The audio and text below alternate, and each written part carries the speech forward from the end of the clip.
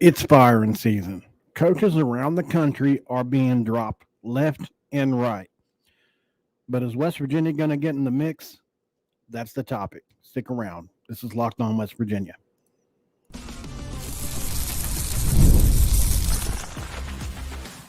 You are Locked On West Virginia, your daily podcast on the West Virginia Mountaineers, part of the Locked On Podcast Network, your team every day. What is up? Welcome in, guys. This is Mountaineer Paul on another edition of Locked On West Virginia, Sunday night edition, brought to you by Game Time. Today's episode is brought to you by Game Time. Download the app, create the account, and use code LOCKEDONCollege for $20 off your first purchase. Thank you for making Locked On West Virginia your first listen every single day or your last listen. And thank you for being part of the Locked On Podcast Network, where you talk about your team every single day. Check. There we go. A little bit too loud in my ears there. Coaches are being fired around the country. They got the guts to pull the trigger. Whether you're Oklahoma, whether you're East Carolina, whether you're Southern Miss or others, they got the guts to do it. And there's no reason you can't make certain changes in the middle of the season, even if it's not a head coach. This is on FanSided. Another college football coach has been fired following a week 8 loss.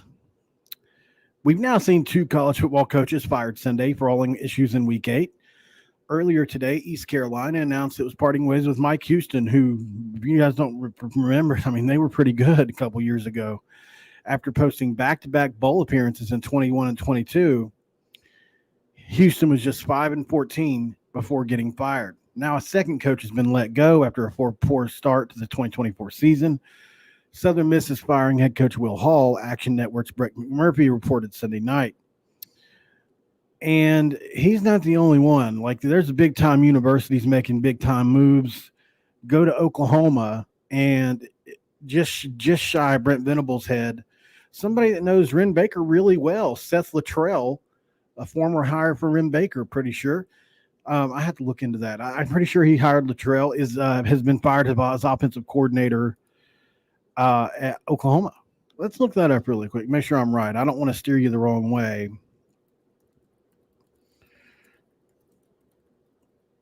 Let's make sure. No, Ren Baker did not hire the Seth Luttrell as head coach, football coach at North Texas. Okay, so he did not. I apologize. But they did do a lot. They were there together for a while. Anyway, Luttrell's gone from Oklahoma. So this tells me a couple things, man. Like, there's some universities out there that are okay with paying the buyouts. They're okay with making the changes, the necessary changes. And when I look at West Virginia, okay, fine. Maybe you can't fire Neal Brown in the middle of the season. Maybe you can't. But can you fire Jordan Leslie? I'm asking for a friend. Actually, 101 of them are in this chat right now. 103, 105, 111. Like, it keeps growing. I'm asking for all them. Can we get somebody out of here? Anybody that deserves it. Like, as long as it's not Matt Moore, A.J. Jackson, Coons has done a pretty good job at linebacker. Blaine Stewart, I feel like, has done pretty good at tight end. Like, those guys have pretty well done their jobs, in my opinion. Anybody in the secondary can go. Jordan Leslie as a whole can go. If you just want to cut it off at the head, Neal Brown can go. Like, we're okay with it. Promise we won't be mad. Unbelievable, man. It just, as I watched this today, as I seen the list start to get a little bigger, I just started thinking to myself, like, why are we the one that can't pull a trigger? How come? Why can't we do it? I just want to know. So, and then you got, people in the higher ups, I guess you would call it. First of all, let me just say this. I don't idolize Tony Caridi, but he's somebody that I've loved for years. I think a lot of us have. He's been the voice of a lot of our childhoods. Three guys before the game, they're on. Obviously, there's the Metro News side of it, and then there's the MSN side of it for Tony. So he's literally on both sides of that fence. He works for the university, and he works for Metro News in some capacity, right? Or at least alongside somebody that owns it. And so, we don't get anything out of the guys. Like the three guys that we really need to hear it from are the three guys before the game. But all they give you is the stuff before the game and not the stuff after the game. That's not stat related, it's super frustrating because I would love to hear some of the leaders come out and say something, Ken Kendrick would be nice to hear from. Anybody, big donor. I would love to know what the rest of the country is thinking as it pertains to this West Virginia football team and all that. So I'm just so frustrated, guys. I am. And I was yesterday, and I still am. And the schedule isn't getting much easier now that Cincinnati and Texas Tech are playing a little bit better, although Tech just gave up 60 to Baylor. We still got Baylor, too, who maybe Dave Aranda's got those boys playing well here at the right time. I don't know. But you can conceivably see the way we're playing, especially if it's Nico, Nico's out, Garrett's out, Wyatt's out, and Jahima's out. You could see him having some trouble getting it done as we go on in the season here. So, sucks, man. What's going on with Pokemon Kid Entertainment? I'm missing something here. Oh, no.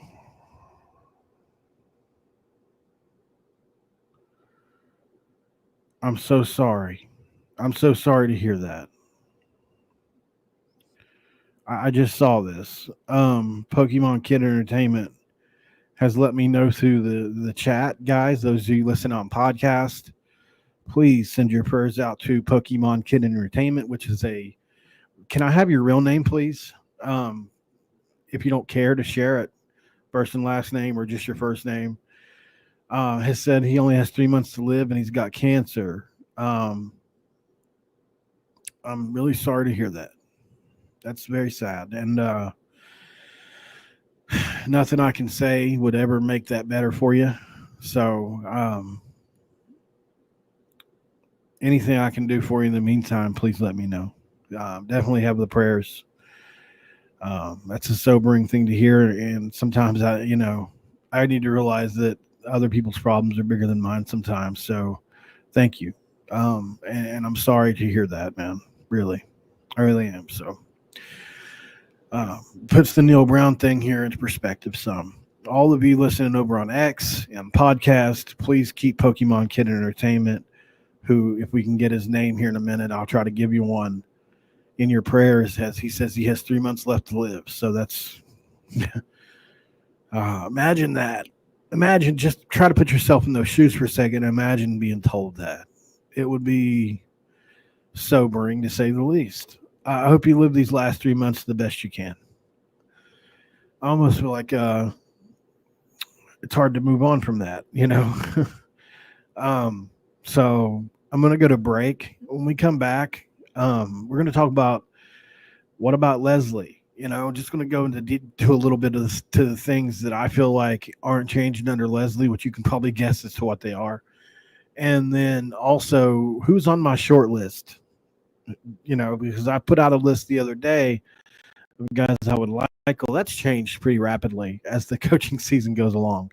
Stick around. This is Locked On West Virginia.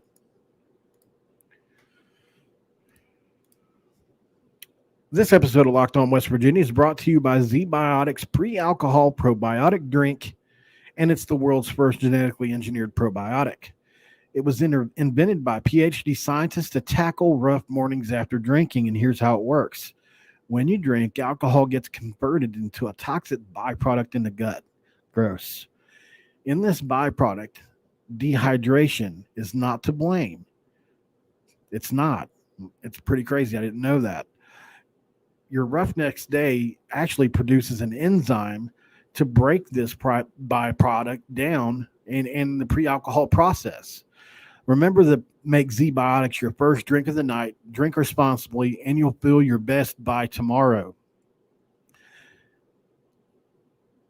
I don't drink, so this is not something that I can personally endorse. As you guys know, I'm in recovery, but it does have a couple prompts here. I'm going to read one, so just realize I don't drink. But so I gave I just couldn't lie about this. So I gave pre-alcohol a try when I was not drinking with my friends the other night, and I drank it before my first Molotov cocktail, and you wouldn't believe how on top of my game I felt the next morning.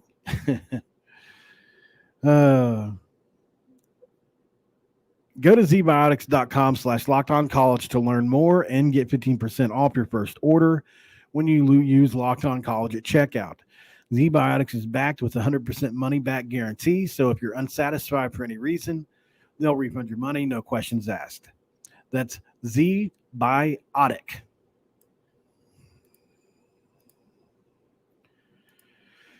That was a rough one to get through. I apologize. I had read that one once before, and the way they make us do it on like for ad reads on the weekends is so for Saturday I usually read Fridays. For Sundays I usually read Mondays, and I wasn't prepared to get the Z-Biotics one again. It's usually FanDuel or Game Time, so apologies on that. But I'm gonna make sure I get better at that one because I'll probably see it again. If somebody got Pokemon Kids Entertainment name out of him, please let me know. Okay, so I think some change has to be made somewhere, somehow. It's to that point. Maybe they're going to wait till Arizona in the bye week because we got another mini bye after Arizona. By the way, the game time for that has been announced. We're going to be doing another 7 o'clock time for us. It's going to be 4 for them, 3 hours behind. Not sure exactly what Neal's plan is, but they'll be up there probably. In the past, they've gone a day before, I think, but I'm not sure how they're doing it now. I'm assuming the team will get up there the day before, but anyways, maybe they're going to wait to see how the Arizona game plays out and then make a decision during the bye week. It's a big decision, obviously. And when I looked at the Oklahoma situation, they have 2 former offensive coordinators on staff that are basically ready to step in and start calling plays. Excuse me. I apologize for that. I don't know if West Virginia necessarily has that. Jeff Castile's no longer in the building, from what I understand. So who are you going to ask? I think Victor Cabral would be somebody I would look at. Maybe Coons is the guy that you call defense, that you give a chance to call defenses. But there's got to be some kind of change made. And the way that the back end is played this year, we've heard the excuse that there was a miscommunication in like at least 4 or 5 different games, where or let's say 2 or 3. Maybe I'm exaggerating because I'm aggravated, but let's say 2 or 3 different games. The Penn State game, there was one. Iowa State, there was one. Last week, there was one for sure. I do know that. And I'm sure there was some during the Pitt game. So, but I'll just stick with 3 for now. Last week against Iowa State, one half of the coverage was playing one coverage call. The other maybe one half was playing man, one half was playing zone. Maybe one half was playing quarters, the other was playing brackets, whatever. And that's just happening a lot. And I don't know if it's happening in the education process when you try to teach these transfers or new players the defense. I don't know if it's getting lost in translation because it's difficult to learn. I don't know if they're playing guys out of position. I don't know if they're evaluating the wrong type of players to come into the program from an intelligence standpoint. And I am in no way, shape, or form saying that these guys aren't smart. Please don't hear that. I'm just saying there's levels to it, right? Obviously, certain players can learn the play. There's Andrew Luck, who can, whenever John Gruden interviewed him, he knew every answer to every question Gruden had. And then you got guys like uh, Josh Allen, who maybe didn't have all the answers. So it takes a lot longer for some players to learn even the simplest of things. Um, and so I just think they haven't chosen well from a player personnel standpoint, and that goes all the way down to Drew Fabianich. Maybe there's a reason he's no longer with the Dallas Cowboys. Did anybody think that? Think about that. He had to learn under the learning tree of Jerry Jones. I'm just saying, like, maybe not the best learning tree. Like if they're not really fast, don't want them. I don't know. So there's a mix up in the defense, and it's been there since 23, especially. 22 was pretty bad, but it was fixable. Last year's was at least serviceable enough to complement an explosive offense that we had. And I think that had a lot to do with who we played. And listen, I was the first to admit that I didn't want to admit it. I didn't want to admit that we played a weak schedule last year, because who wants to admit that they don't got a shot? I didn't. I wanted to have excitement. Who wants to be coming to a season and just be defeated from game one? Like, thank God they didn't tell us that last year when we were picked last, or thank God they didn't tell whoever got picked last in the Big 12 this year. I know they're not last. Or thank God Colorado didn't listen to everything that was said about them. So I just wanted to point that out. I just think there's got to be a change, man. I don't think there's going to be, but I think it's the wrong move. And I've never criticized Ren Baker really, but I think he is bordering on the attaching himself to this permanently area. If he hasn't already. Some people will say the contract extension is enough. I don't think it's enough to fire him because of some of the other good things that he's done. You look at those jerseys, by the way, the lights in the stadium are amazing. That's all Ren Baker. We've definitely fundraised better since he's got here. You look at the stuff that happened with Raekwon Battle and how all that went down, like he allowed that to happen. There's been a lot of pretty good stuff that Ren Baker's done, and then not even including the hirings. Don Plitzer-White was taken away after just 1 year to Minnesota. She wanted to go home, understandably, but she was good the 1 year she was here.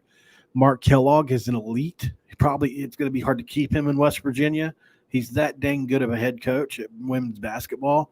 I think Darren DeVries is going to prove to be an elite head coach. I really, truly do. I don't have any basis for that, but just from everything I'm hearing about him and how much of a fire he has to be good, I think he's going to do it. So I think, I would love to see Ren have a chance to hire a football coach and see how that looks and what it looks like. And with that in mind, who do I think we should hire? Well, number one on the list is Curt Cignetti, and it's not close. There's outside of Nick Saban, which is the pipe dream. That's not going to happen. Like, we can all say hire Nick Saban, but if you really think it's going to happen, you're playing yourself. Okay. And I'll come back and eat that crow if I'm wrong on it. But I don't think a 72-year-old Nick Saban is going to come out of retirement to possibly tarnish his legacy even a little bit. I just don't. And obviously, even if money wasn't an issue for him, let's say it wasn't. What about the NIL situation when he's used to having a top? Alabama definitely don't struggle in NIL, and what they don't struggle with, they can recruit to. And he got out of the game to get away from the way college football has become, So if it goes back to what it looked like before he's too old, then maybe.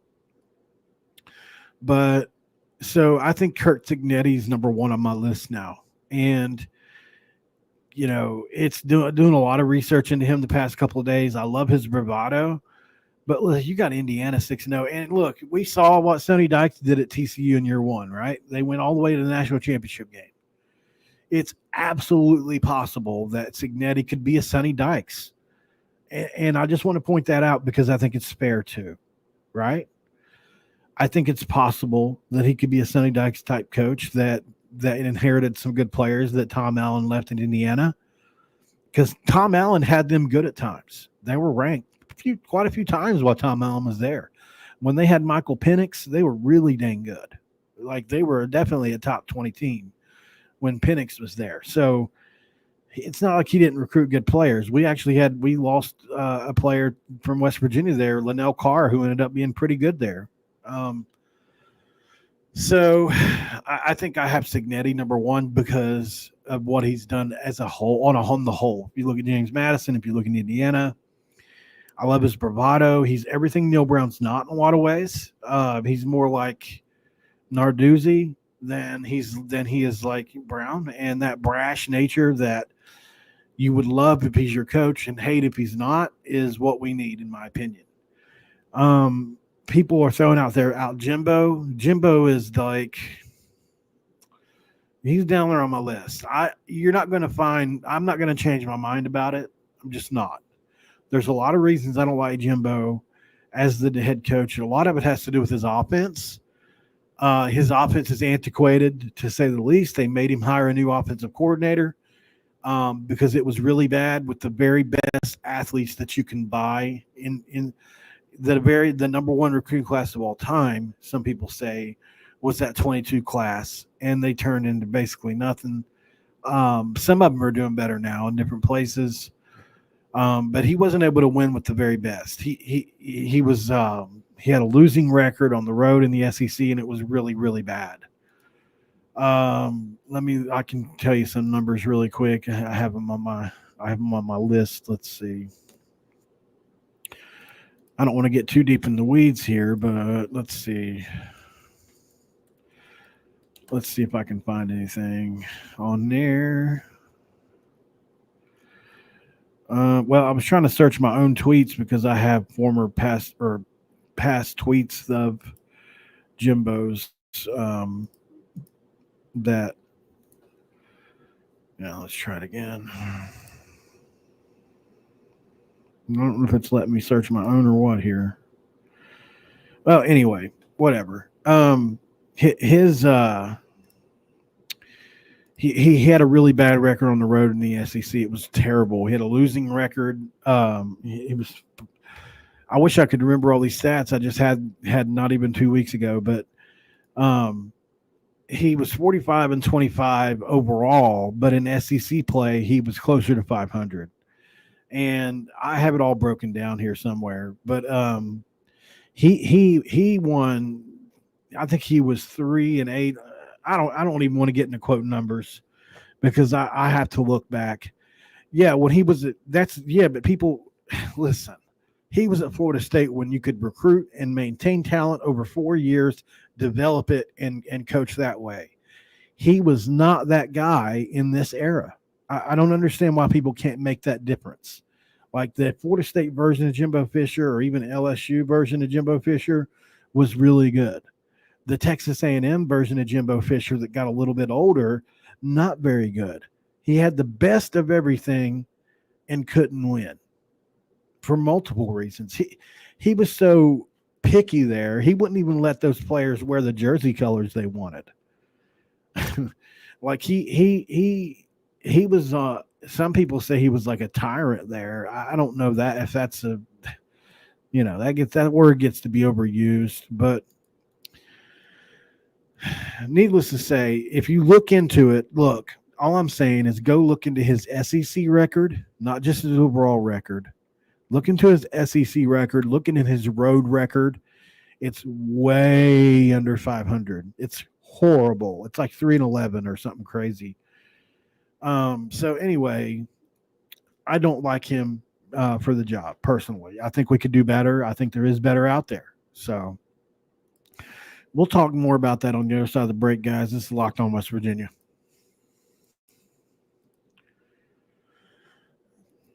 This episode of Locked On West Virginia is brought to you by Game Time. That's right. It's game time. Game Time Picks filters up the fluff to show you only incredible deals on great seats so you don't have to. That way you don't have to waste time searching through thousands of tickets. That's right. Talk about the super deal. They make curated deals easier to find the best price on great seats. You can look at the seats before you buy in a panoramic 360-degree view. And there's a low price guarantee, event cancellation protection, job loss protection, etc. A lot of people will call it the most flexible in the ticketing industry. Curation makes it easier to save on sports, concerts, comedy, theater, etc. And don't forget about the all-in pricing. They will give you 110% the difference if you can beat their low price guarantee. Download the Game Time app, create an account, and use Locked On College for $20 off your first purchase. Terms apply. Create the account, redeem the code Locked On College for $20 off, and download the app today and ask yourself, what time is it? It's game time.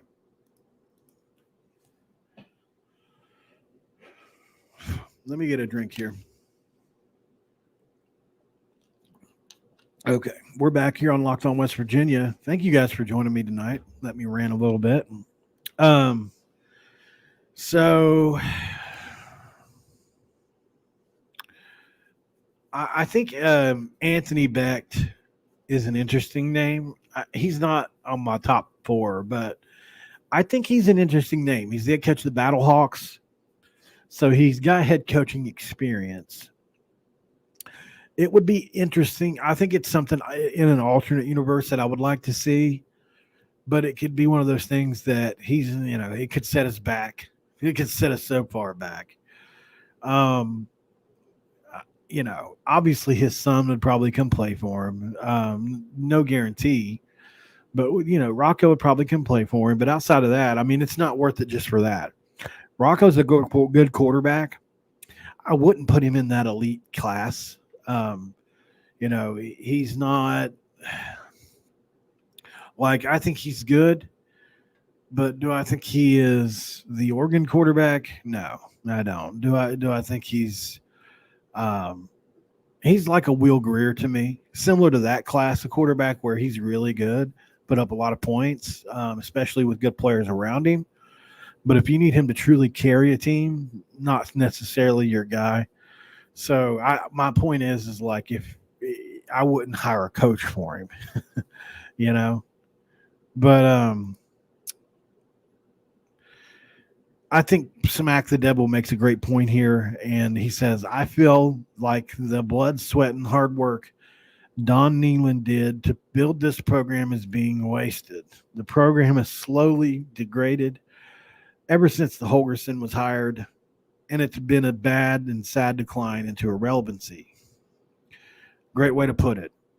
And we're bordering on, what are we bordering on? I'm trying to think of the equivalent. We're not Kansas territory, because that would be like 2 wins. We are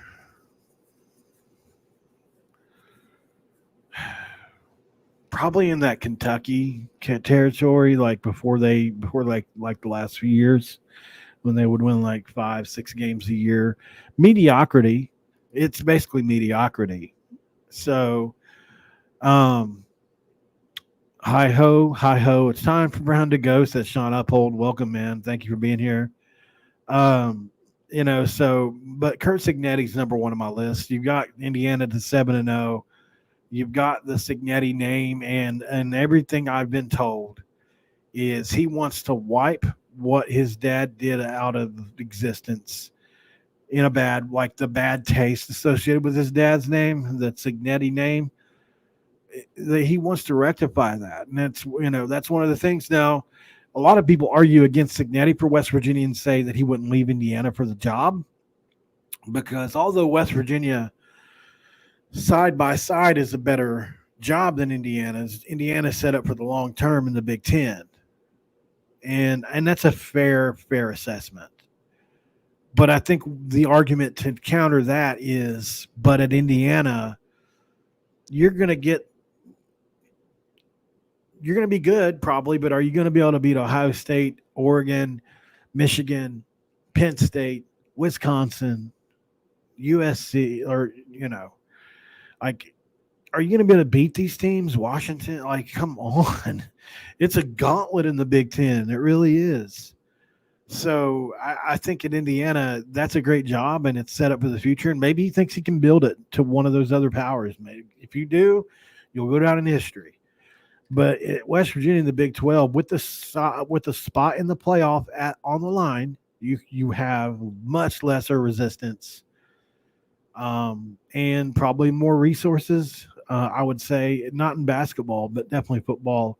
But a lot of times what happens at these basketball schools is they have a lot of resources for basketball, but if football starts winning, they'll put it towards football too. And that's what you saw at like Kansas and other teams is they started building a lot of the basketball money was being used for football too. And so they're able to compete. So I think Signetti is an interesting name. Andy Kotelnicki obviously has never been a head coach, but what they did at Wisconsin Whitewater, I think they were together there. Don't quote me on that one, but obviously Buffalo and Kansas. I mean, one of the greatest revivals in college. One of the greatest. I'm getting tongue tied here. One of the greatest revivals in history is the Kansas job. You look at some of the names that had that job; they were good coaches.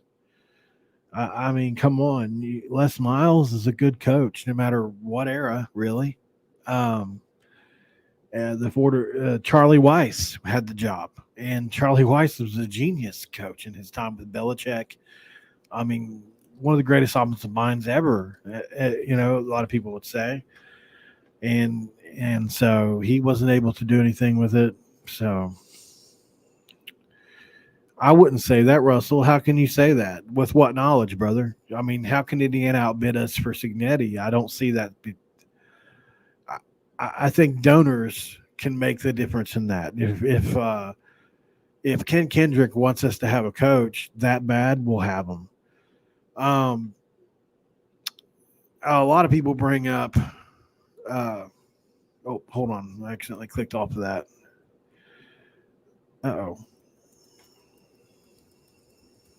Okay. A lot of people bring up Brian Hartline as well as a name. And I agree. I think he would be a good one.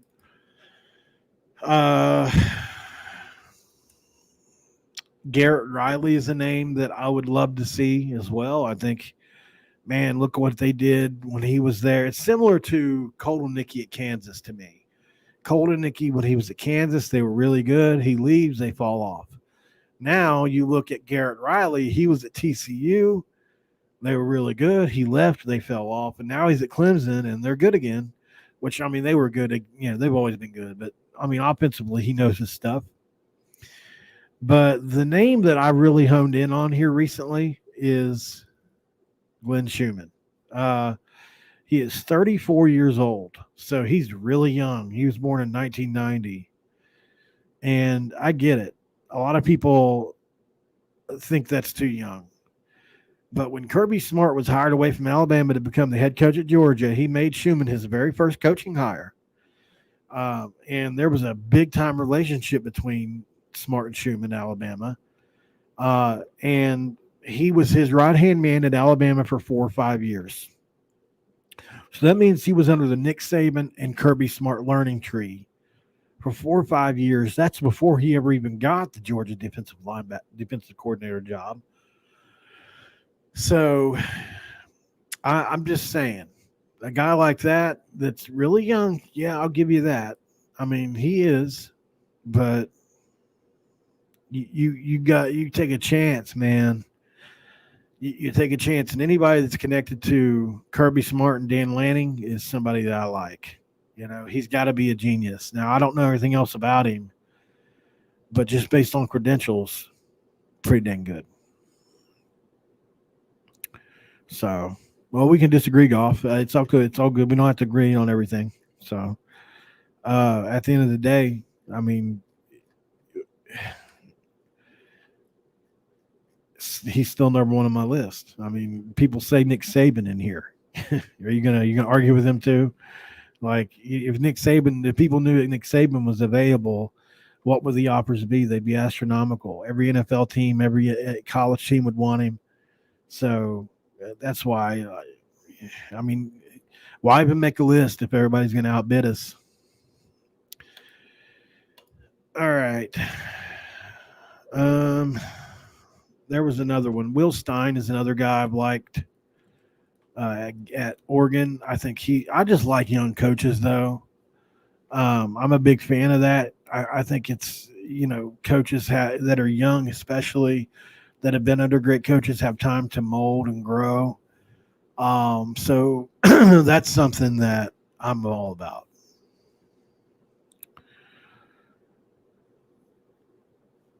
Yeah, Tyler Saban's not an option. I mean, look, if he's an option, then he's the number one option, obviously. But I mean, like, what are we going to have to pay a guy like Jimbo? People that say Jimbo and just assume that he is going to be okay with taking a pay cut because he's got all this money. I don't know.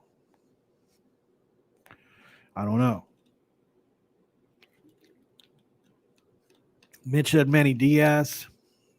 I think there's better names and bigger names out there, but I think you got to talk to him anyway. You've at least got to get that interview, no doubt about it. By the way, guys, don't forget to go to Magic Shine Auto Spa and Tint in Morgantown if you're ever in the area. They do an awesome job there. Sean Uphold, obviously, has been good to me over the months and helped me get to where I'm at. Honestly, he's one of the biggest reasons why I am under the Locked On umbrella, because he gave me the ability to make it a focus, because he was able to sponsor the channel and allow me financially to take certain liberties. So I just thank him for that. Wanted to thank him while we got 300 people in here, because I was never doing these kind of numbers before that. I mean, we might have 100 people, but last night we had 500, and a lot of it's, because Neal Brown and all that, and I get that too. But I always like to give credit where it's due, and Sean has earned a lot of credit. All right, so somebody's asking about if we fired Neal Brown. No, I'm sorry if it looks like that. I put him on the thumbnail because coaches are being fired today, and I want him fired. That's what that's all about. It's like, see, look, this Oklahoma guy's been fired. Why can't we fire somebody, whether that's Jordan Leslie or whoever? And that's why the title says frustrations are basically rising, man. And they are. So, and that's it from everybody, and, excuse me, that's multiple people that you talk to. So, what's funny, Robbie is, there's no guarantee that Neal wouldn't have succeeded at K-State. Maybe he'd have been better for you guys. You never know.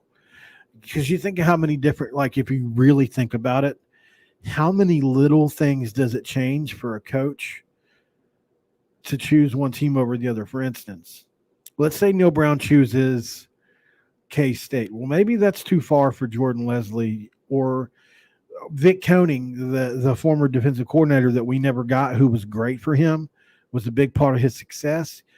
He never runs into Jackie Matthews, who says he called him a racist name, right? And so he probably ends up staying on as defensive coordinator, and Jordan Leslie is only on the staff.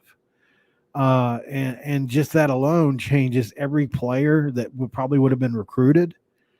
Like, it changes literally tens of thousands of scenarios. Like, it's truly, I don't like to think that way, because generally Neal hasn't proven to be a great coach. And Summerall was definitely behind a lot of their success there too. But I just always think there's a lot more to it than just would he have succeeded here or there.